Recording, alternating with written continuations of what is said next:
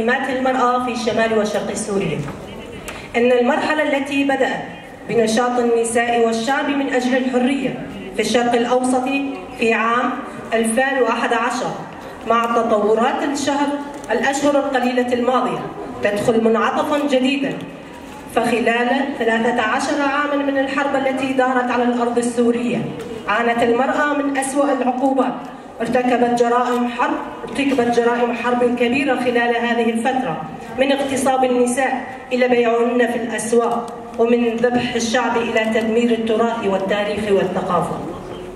بفضل نضال ومقاومة وتضحيات آرين ميركان، أفيسا خابور، ريفان كوبان، جيان طول هدلان، سوزان برهات، سعدة هند قمر،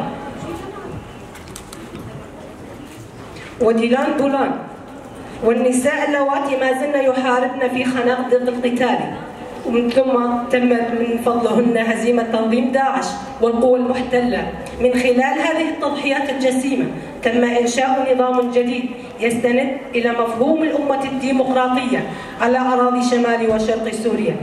إن في هذا النظام تم تضمن نظام المرأة، تنظيم المرأة في كل المجالات، من الدفاع عن نفسها إلى السياسة، ومن الثقافة والفن إلى الاقتصاد، ومن نظام العدالة إلى البيئة.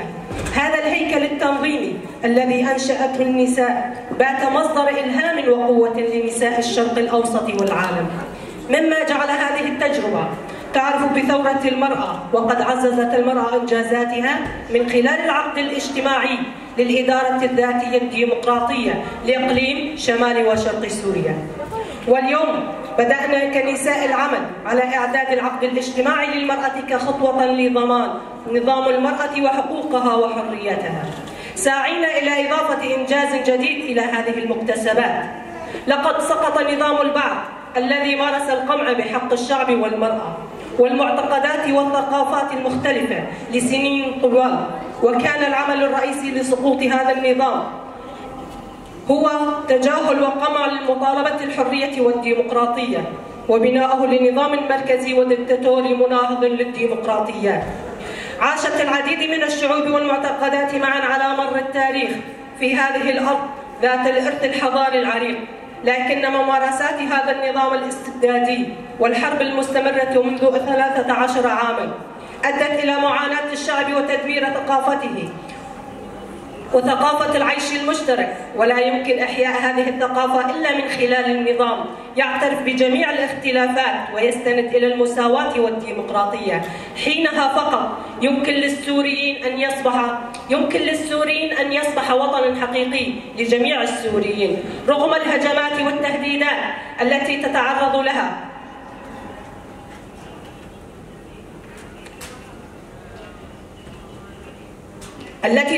لها الإدارة الذاتية لشمال وشرق سوريا خلال السنوات 13 الماضية. وتم تطبيق نموذج الأمة الديمقراطية بعد الإطاحة بنظام البعث. من الضروري اتخاذ إجراءات فعالة لضمان انتشار هذا النموذج الناجح في جميع أنحاء سوريا، ويجب أن لا تتكرر أخطاء الماضي مرة أخرى. وهناك محاولات حالية لإعادة بناء دولة مركزية موحدة تتجاهل حقوق المرأة والشعب وتهدد المعتقدات والثقافات المختلفة. مثل هذا السيناريو سوف يفتح الباب للحروب والأزمات الجديدة. إن التضحيات التي قدمناها والمعاناة التي عانيناها في المستقبل، الملايين من الأشخاص المهجرين والتهديدات التي تتعرض لها النساء والشعب في هذه المناطق تحتم علينا كنساء أن نشارك بفعاليات أكبر في هذه المرحلة. إن ربيع الشعوب في الشرق الأوسط لا يمكن أن يحقق إلا بحرية المرأة. نحن نساء شمال وشرق سوريا حيث حولنا فلسفة الحياة المرأة الحرية إلى نظام يوجه نداء إلى جميع النساء في سوريا لنتحد كنساء ولنطور نضالنا المشترك من أجل سوريا حرة وديمقراطية، لنقف ضد السياسات القمعية والحربية للسلطة الذكورية، ونشيد بسواعدنا سواعد سوريا جديدة بقيادة المرأة والنساء جميعا. القرارات التي تم اتخاذها: 1. دعم تجسيد الإعلان الذي أصدره مجلس المرأة السورية والقيام بدور فعال في تنفيذه. 2. تنفيذ أنشطة وفعاليات لضمان اتخاذ حقوق وحريات المرأة التي تنص عليها العقد الاجتماعي للإدارة الذاتية الديمقراطية كأساساً في دستور سوريا الجديد. 3. إنجاز وإعلان العقد الاجتماعي للمرأة في شمال وشرق سوريا خلال أقصر مدة ممكنة. 4. ضمان مشاركة النساء بنسبة 50% في المؤتمر الوطني المرتقب لتأسيس نظام جديد في سوريا مع تمثيل شامل للنساء من مختلف الشعوب والمعتقدات والثقافات. 5. مشاركة المرأة في الحكومة المؤقتة لتمثيل إرادتها. 6. إشراك النساء في لجنة كتابة الدستور. 7. منع فرض أي قيود على حقوق المرأة. 8. ضمان عدم التدخل في حقوق المرأة في العمل والتعليم والسفر وأسلوب الحياة واللبس بما يتيح لها العيش وفق إرادتها. 9. اعتبار الإدارة الذاتية الديمقراطية لشمال وشرق سوريا نموذجاً لضمان حقوق المرأة وحريتها في بناء المجتمع الديمقراطي. وشكراً لكم.